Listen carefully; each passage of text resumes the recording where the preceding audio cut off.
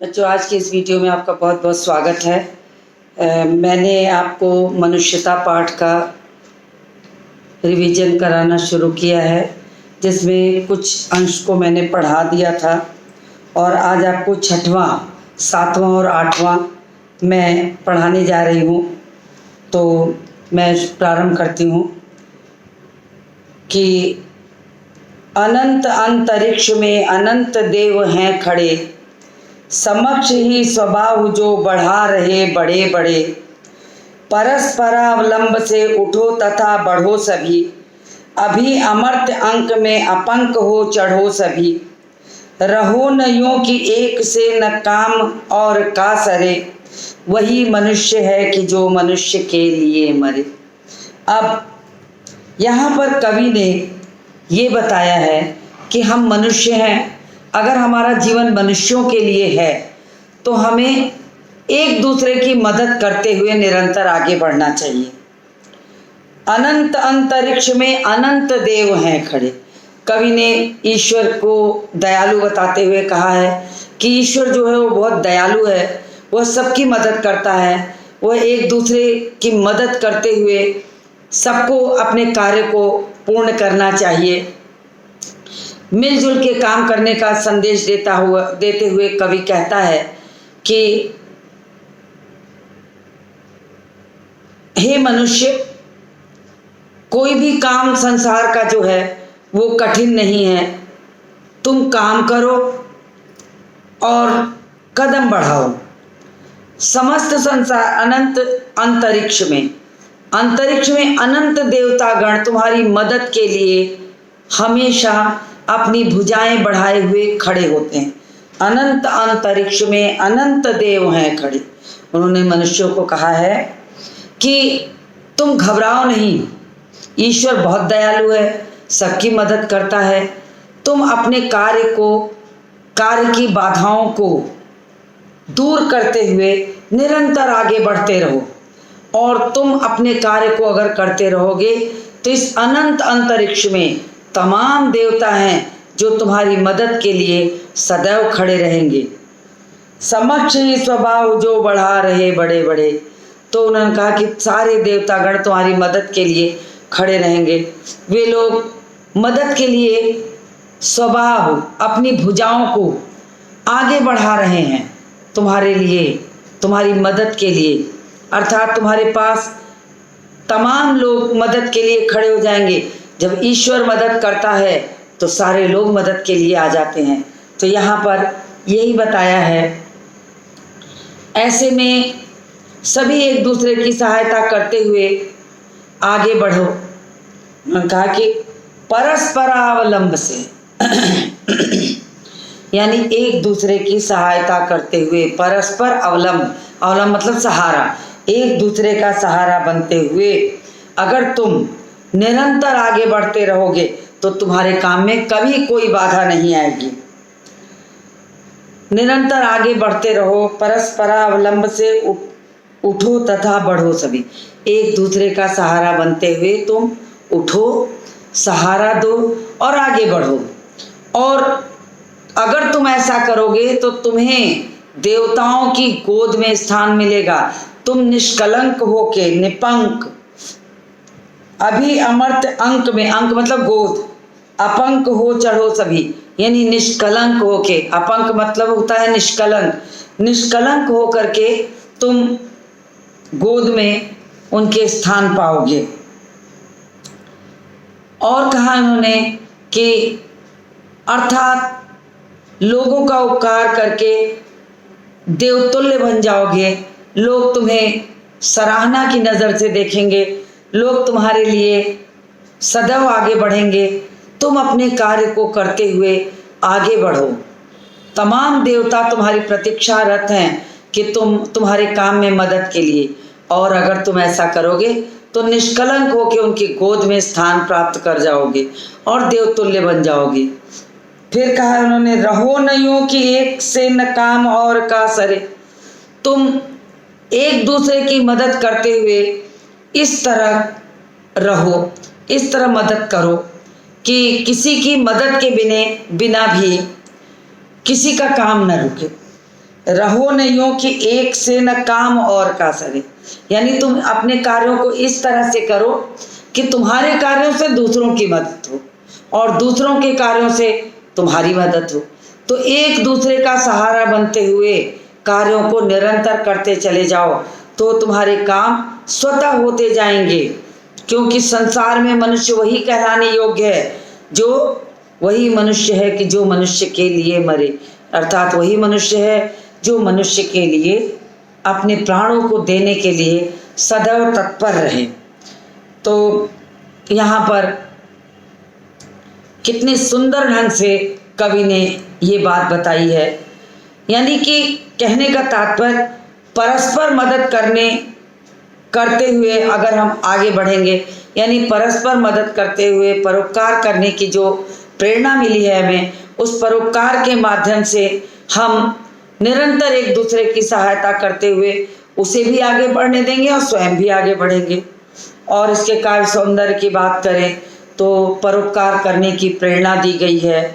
भाषा तत्सम शब्दावली युक्त खड़ी बोली है, तुकांत रचना है, अनुप्रास अलंकार हर जगह आपको सुंदर ढंग से दिखते हैं। अनंत, अनंत का अर्थ है असीम, अनंत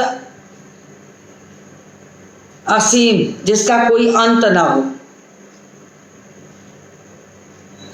और इस तरह से भाषा की सुंदरता के साथ इस अंश में भावों की भी सुंदरता भरपूर मात्रा से देखने को मिलती है।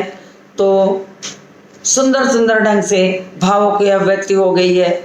तो मैं आगे बढ़ती हूँ, 7वां वाला आपको पढ़ाने चलती हूँ कि मनुष्य मात्र बंधु है यही बड़ा विवेक है, पुराण पुरुष स्वयंभू पिता प्रसिद्ध एक हैं, फलानुसार कर्म के अवश्य बाह्य भेद हैं, परंतु अंतरैक में प्रमाण भूत वेद है, अनर्थ है कि बंधु न बंधु की व्यथा हरे, वही मनुष्य है कि जो मनुष्य के लिए मरे।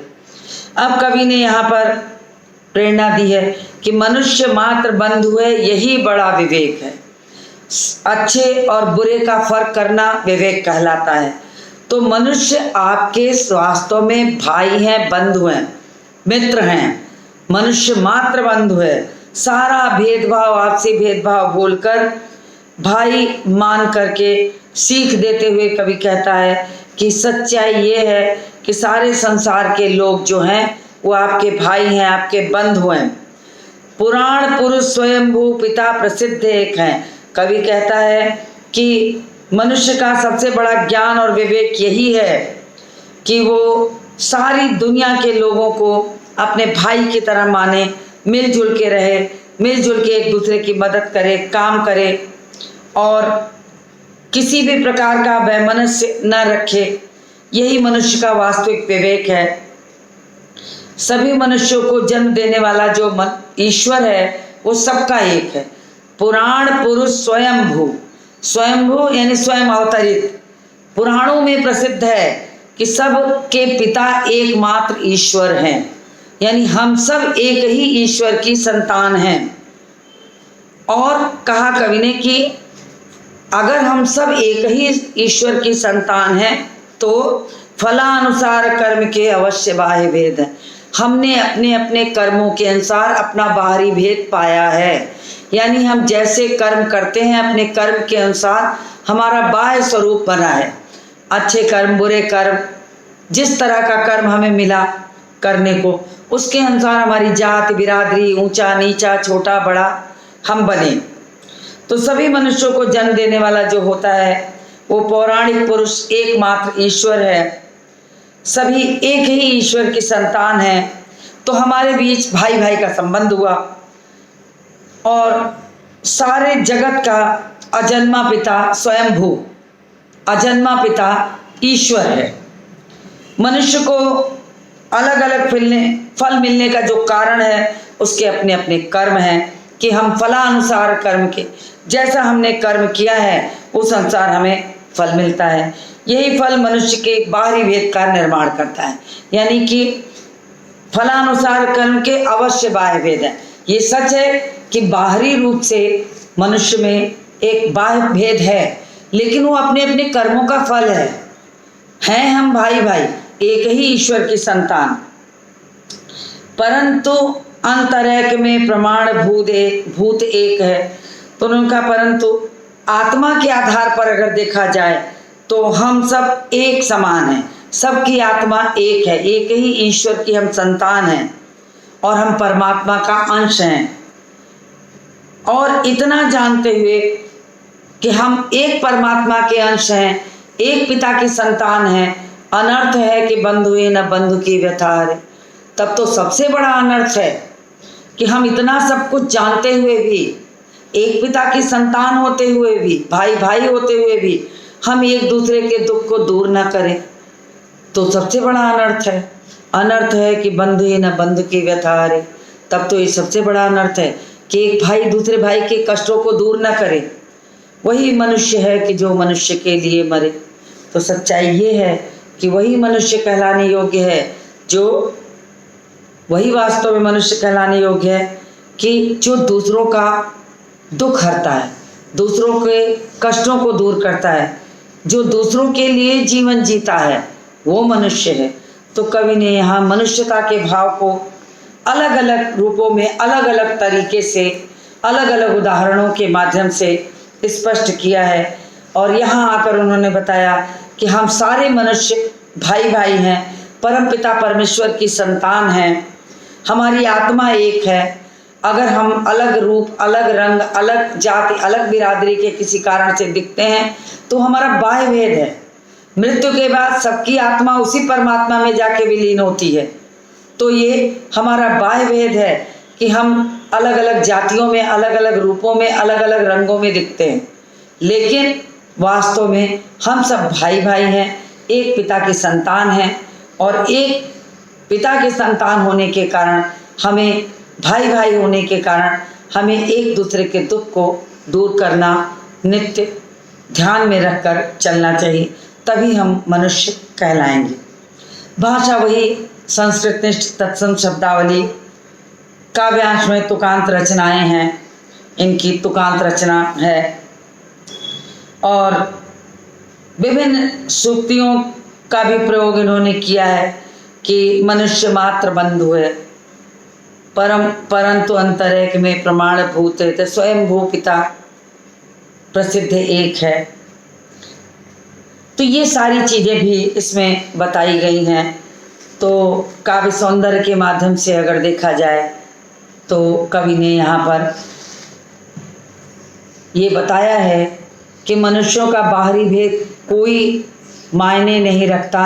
वास्तव में हम एक पिता के संतान हैं, हमारी अंतरात्मा एक समान है। मृत्यु के बाद हम सभी उसी परमात्मा में विलीन हो जाते हैं। तो हम सब भाई भाई हैं।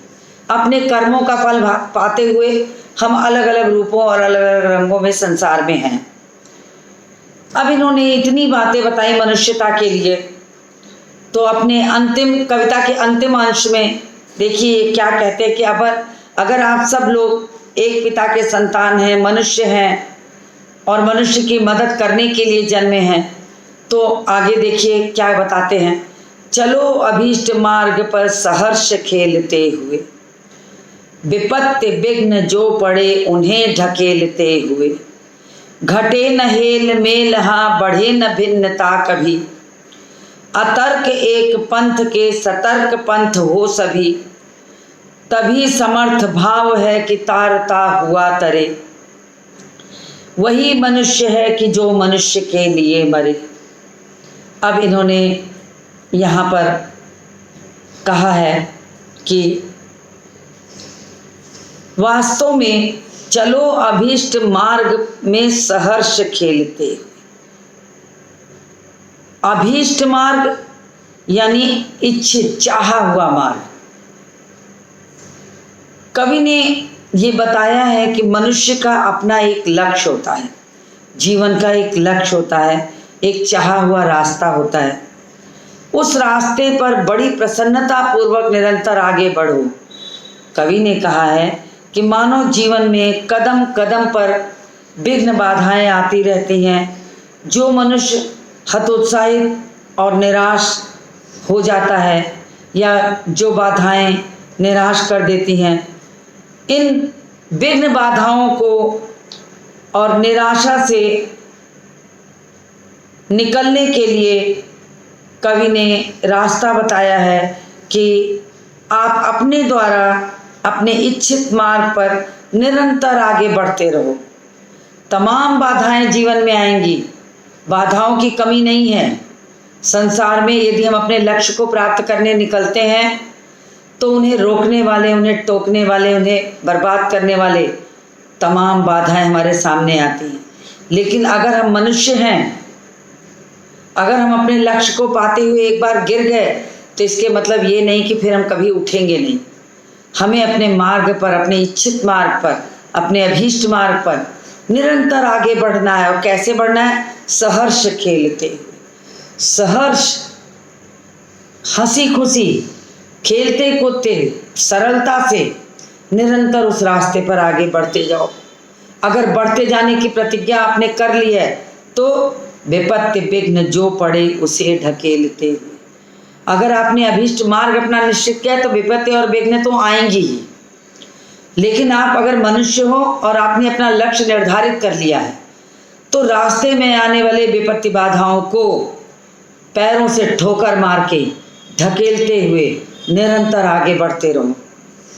ऐसा करने में कभी कभी कठिनाइयाँ भी आती है, आपस में बैर भाव बढ़ता है, एक दूसरे की मदद नहीं हुई तो दुश्मनी बढ़ती है। लेकिन इसका ध्यान रहे कि ऐसा नहीं करना है।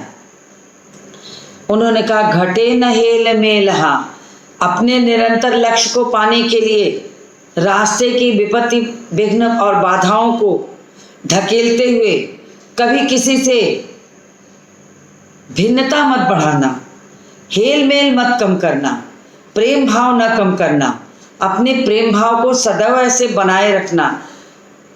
घटे न हेल मेलहा, कोई भी प्रेम का भाव कम नहीं होना चाहिए और भिन्नता का भाव तनिक भी नहीं बढ़ना चाहिए। अगर हम भिन्नता नहीं बढ़ाएंगे तो प्रेम भी कम नहीं होगा। अगर हम आपसी बैर का भाव नहीं बढ़ाएंगे तो प्रेम भी कम नहीं होगा। तो इन्होंने यही कहा है कि भिन्नता को, आपसी विभिन्नता को भूल जाइए। अपने लक्ष्य को पाने के लिए मार्ग की बाधाओं को ठोकर मारिए और ऐसा करते हुए आपस में किसी भी तरीके का मेल मिलाप में कमी नहीं रखनी चाहिए।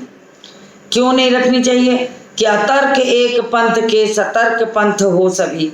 उन्होंने कहा कि आपको ध्यान रखना है कि हमारी पारस्परिक एकता में कमी नहीं आनी चाहिए, न ही किसी प्रकार का भेदभाव आना चाहिए। विचारों में भी एकता बनी रहनी चाहिए ताकि हम तर्क वितर्क से दूर रहें।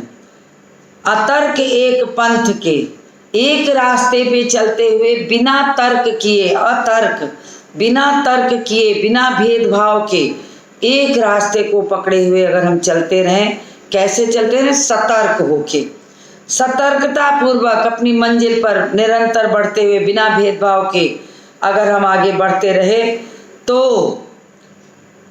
तभी समर्थ भाव है।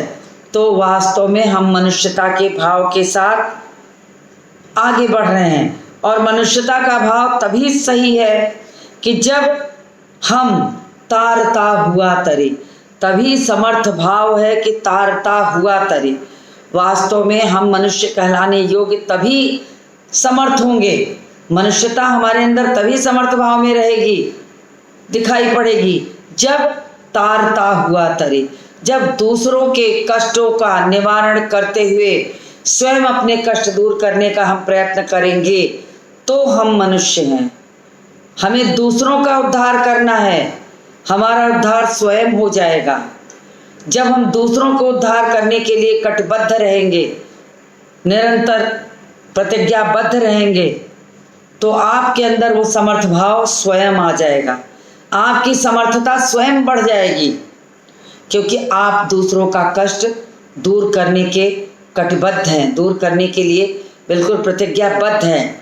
ऐसे मनुष्यों का कार्य कभी भी नहीं रुकता, क्योंकि कवि ने कहा है वही मनुष्य है कि जो मनुष्य के लिए मरे।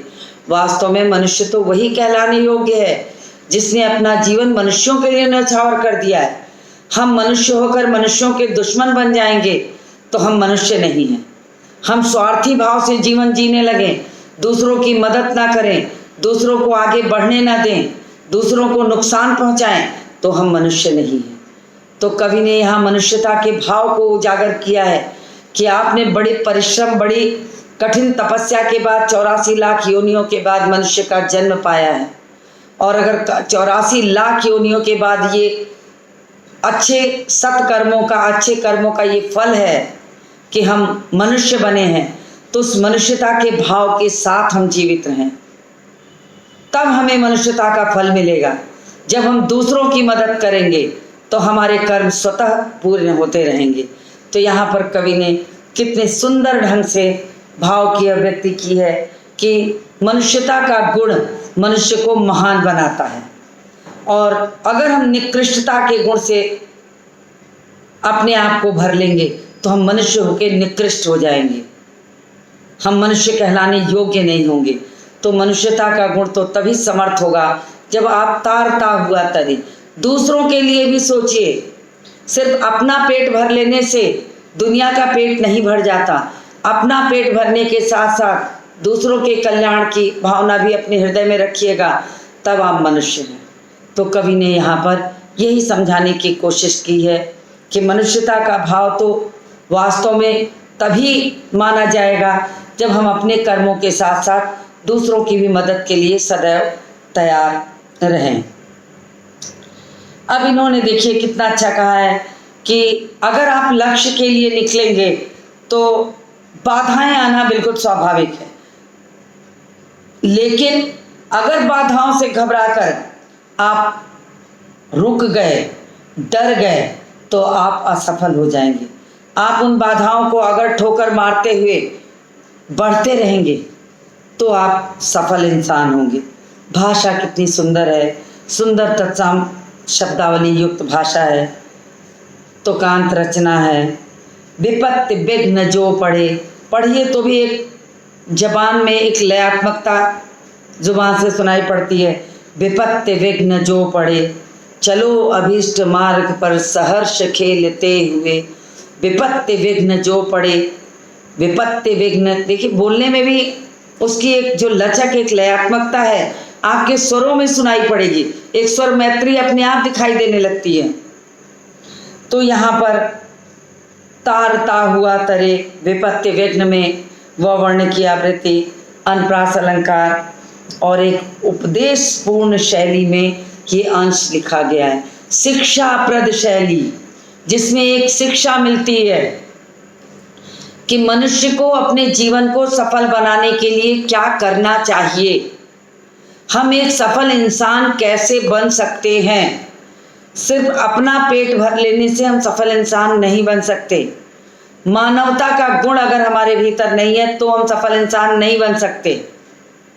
तो मनुष्यता के उस गुण को कवि ने हमें इतने सुंदर शब्दावली में, इतनी सुंदर कविता के माध्यम से यहाँ बताया है कि मनुष्य को एक अच्छी मृत्यु प्राप्त करेगा तो उसका यशगान दुनिया करेगी। तो कैसी मृत्यु होनी चाहिए? एक अच्छी मृत्यु, कि मरने के बाद भी आपको लोग याद करें, आपको लोग पूछें कि वास्तव में आपका जो जीवन है वो कितना कीमती था, और वर्षों वर्षों तक आप इतिहास में चमक जाएंगे।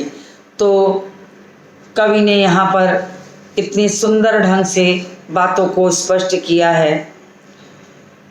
अब कुछ प्रश्नों की चर्चा कर लेते हैं कि अखंड आत्मभाव भरने के माध्यम से कवि क्या कहना चाहता है। ऐसे प्रश्न भी पूछे जा सकते हैं।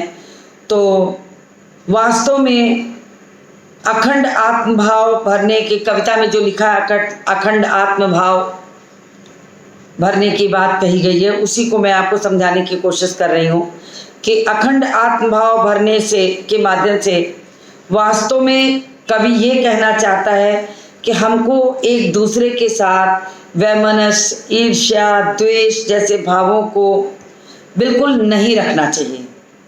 एकता और अखंडता को हमारे अंदर बना हो रहेगा, भाई भाई का प्रेम होगा। अखंड आत्मभाव, अखंड का मतलब जो खंडित ना हो, जो टूटे ना। आत्मभाव अपनेपन का भाव, आत्मा का भाव। तो उन्होंने कहा कि अगर सारे संसार के लोगों को आप आत्मभाव से देखेंगे, खंडित नहीं करेंगे, एक बनकर रहेंगे, भाई भाई बन के रहेंगे, जाति बिरादरी क्षेत्रवाद संप्रदायवाद जातिवाद के तमाम ऊंच नीच के भेदभावों में फंसकर मनुष्य मनुष्य है ये भूल जाता है। तो इसको अपने मन से आपको दूर करना है और अपने भीतर आपको क्या भाव भरना है? अखंड आत्म भाव। तो इस अखंड आत्म भाव के भरते ही आपके अंदर की मनुष्यता स्वतः जागृत हो जाएगी। तो ऐसे आपको प्रश्न पूछे जा सकते हैं और मैं देखती हूँ कि आपको किस तरह के प्रश्न पूछे जा सकते हैं कि और भी प्रश्न बहुत हैं कि मनुष्यता कविता में कवि ने मनुष्य के किस कृत्य को अनर्थ कहा है और क्यों, यानी कौन सा ये किसी सन में आया हुआ प्रश्न है जो मैंने आपको पढ़ के सुनाया है एक सैंपल पेपर में था, तो मैंने इसे उतारा है कि आपको समझाने के लिए कि मनुष्यता कविता में कवि ने मनुष्य के किस कृत्य को अनर्थ कहा है और क्यों। तो वास्तव में मनुष्यता कविता में कवि ने मनुष्य को वास्तव में ये बताने की कोशिश की है कि मनुष्य आपस में सारे भाई भाई हैं और इसका सबसे बड़ा प्रमाण तो यही है कि हमें जन्म देने वाला ईश्वर, सबका ईश्वर एक है। पुराणों में ये बात बिल्कुल प्रसिद्ध है कि हम सारे संसार के लोग एक ही ईश्वर की संतान है, एक ही आत्मा है। सबकी मृत्यु होने के बाद आत्मा उसी परमात्मा में विलीन होती है। तो सारे संसार का पिता, अजन्मा पिता स्वयंभू एक है। बस अपने कर्मों के अनुसार, अपने कृत्यों के अनुसार हम थोड़ा थोड़ा बाह्य भेद से जुड़े हुए हैं, एक ईश्वर की संतान हैं, एक तरह से हैं, भाई भाई हैं। और अगर हम भाई भाई हैं और भाई भाई होकर भी एक दूसरे की मदद न करें, एक दूसरे का कष्ट न दूर करें, तो इससे बड़ा अनर्थ क्या हो सकता है। कवि ने प्रश्न में यही पूछा गया है, कवि ने यही बताया है कि अगर हम सबसे बड़ा अनर्थ तो तब करेंगे जब हम मनुष्य होकर मनुष्य की मदद करने को तैयार नहीं होंगे। तो यही कृत्य सबसे बड़ा अनर्थ इस प्रश्न में आपको लिखना पड़ेगा। और कुछ प्रश्न ऐसे बनते हैं कि मनुष्यता कविता की प्रासंगिकता स्पष्ट कीजिए वर्तमान समय में आप ये बताइए कि मनुष्यता की जो कविता है वो कविता कितनी सही उतरती है। तो ऐसे भी छोटे छोटे प्रश्न आपको पूछे जा सकते हैं। और जो कविता में दृष्टांत दिए गए हैं, उशी, नर, दधीची, कर्ण, इन पर भी प्रश्न पूछे जाते हैं। तो आपको इनकी भी कथा का पूरी तरीके से ज्ञान होना चाहिए। कभी भी आपको इन कथाओं में से किसी एक का उदाहरण देके पूछ लें कि वास्तव में कवि ने इस उदाहरण के माध्यम से क्या समझाना चाहे। तो आपको अगर कथा पता नहीं रहेगी तो आप नहीं बता पाएंगे। और इसके पहले की वीडियो में मैंने वो सारी कथा समेट करके आपको भावार्थ बताया है, तो आप उस वीडियो को देखिए। अगर देखेंगे तभी एक वीडियो का दूसरे वीडियो से जो छूटा हुआ अंश है वो आपको स्पष्ट हो जाता है। तो आप इस चीज़ को भी देखिए और इन उदाहरणों को, इन दृष्टांतों को याद रखिए ताकि कभी भी कोई प्रश्न आए तो आप आसानी से लिख सकते हैं। और एक बहुत पूछा जाता है कि कवि ने महाविभूति किसे कहा है, महान विभूति किसे कहा है। तो मनुष्यों की जो सहनशीलता है कवि ने उसी को महाविभूति कहा है। महाविभूति मतलब सबसे बड़ी पूंजी, सबसे बड़ा धन।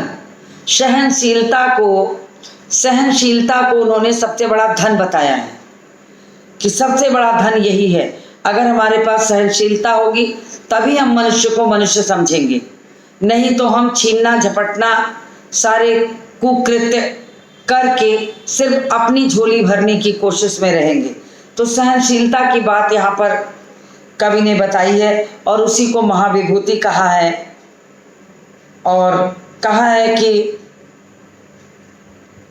सुख दुख से परे हट करके सुख दुख से परे हट करके यदि हम मनुष्य को मनुष्य समझेंगे तो हम सहनशील प्राणी होंगे और हमारे अंदर सहनशीलता की भावना देखने को मिलेगी।